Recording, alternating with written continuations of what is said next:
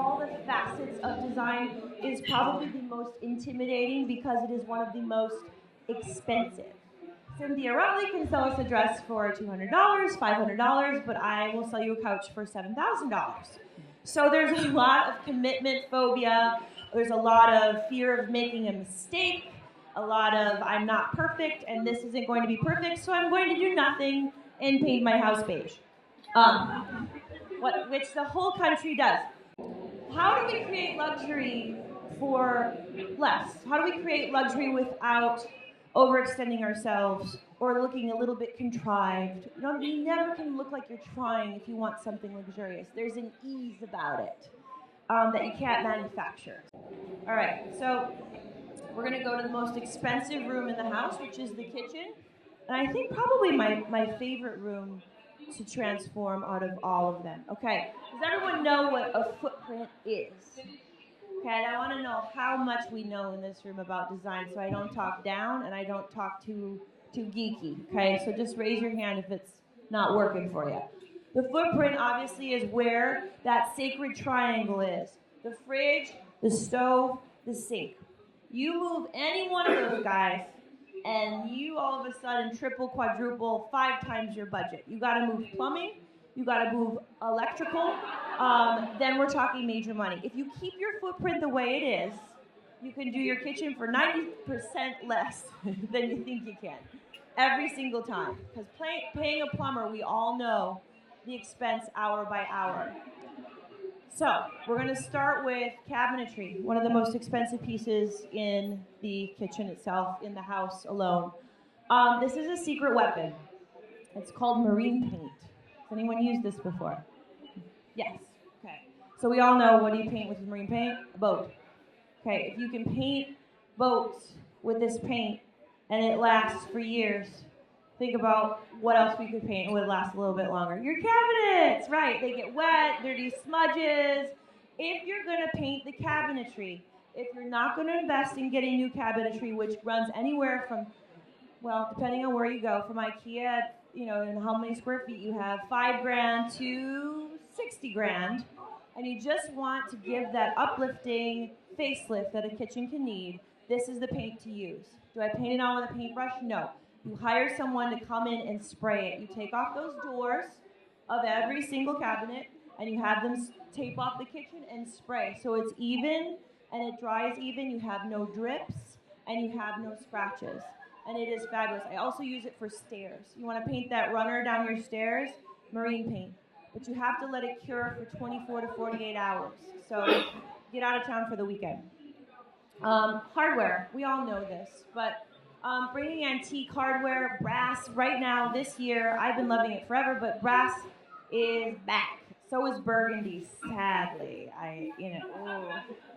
I'll call it plum or wine or like ox blood. They try and mask it. It is burgundy. I'm trying to love her. I don't, obviously, but I'll bring her in as a throw, not on my walls. Okay, anyway, brass, a fantastic update. Not even putting it in the corner of your cabinets, like we're all told we have to do with little knobs. Put it in the middle, like you would a box. Open your cabinets like a big box. It changes the whole proportion. They seem a bit more vertical, a bit taller. All of these slides are giving the illusion of something that's not really happening. You're not spending a lot, you're making it look like a lot with ideas that are worth some money. Okay, let's just think of it like that. Hardware, this is pretty simple. It's what you all have. Or have been painted over in New York with 3 coats of lead paint. But you can find this at Home Depot for $3. Again, just where you place this little guy makes all the difference. Stop with the corners is basically what I'm saying. Anthropology, another great resource. I get a little sick of the frilly girly stuff, but there are some great knobs and pulls. Dresses, no. Backsplash. This is the special sauce. Just like in the Big Mac, this is the special sauce of your kitchen. If you do not pay attention to this little strip, you are missing a huge opportunity. It's like J-Lo says, if you don't wear earrings, and I'm not, you're missing a huge opportunity. I just quoted J-Lo. I don't know what I'm doing, but this area here. Now, okay, this is a crazy kitchen. this was a 23-year-old girl in a tiny little 1970s apartment, I went for it. We did spearmint cabinets, but if you're going to do a powerful color on those cabinets, you got to pull back on that backsplash. But that doesn't mean it can't have the special sauce. You got to bring in some pattern, bring in some texture. This moment defines the whole kitchen. As you can see, this is a powerhouse of a color, but your eye lands right here in this kind of gray neutral area. So you have to give it some life. If it's not going to be color, you bring in the texture. If it's not going to be texture, you bring in the pattern. Always some special sauce. So you can bring it in with tin, you can bring it in. These are cement tiles. I always lean on the Moroccan.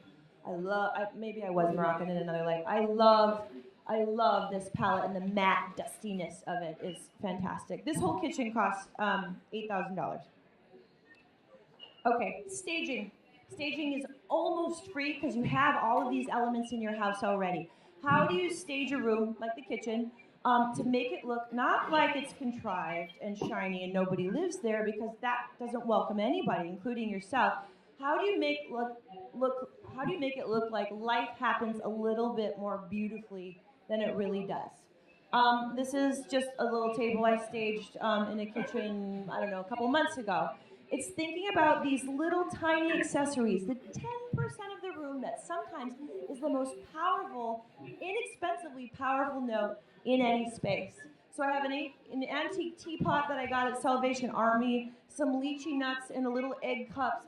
It's playing with texture and giving balance to these small vignettes, these pauses for beauty on your mantle, on your coffee table, on a shelf, on your dining table, in the corner of your kitchen, where someone stops and goes, "Ooh, this is so pretty. This room feels good." And they can't figure out why, but it's all these little dots that you've planted secretly throughout the house that infuse conversation and a pleasant feeling. And like you've created an experience for you and your guests. So why does this work, or why do I think this works? I'll tell you. The brass balances with the pewter. It's all about opposites.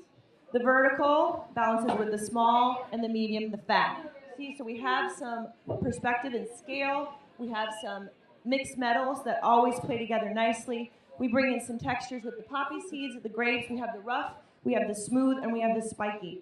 All of the colors are kind of vibing together. We have burgundy coming in the wine. We have the burgundy coming in the grapes. We create these little tiny duets throughout every little planting we do. And you think you're just like, oh, that's pretty, and you don't know why. There's a logic behind every single thing.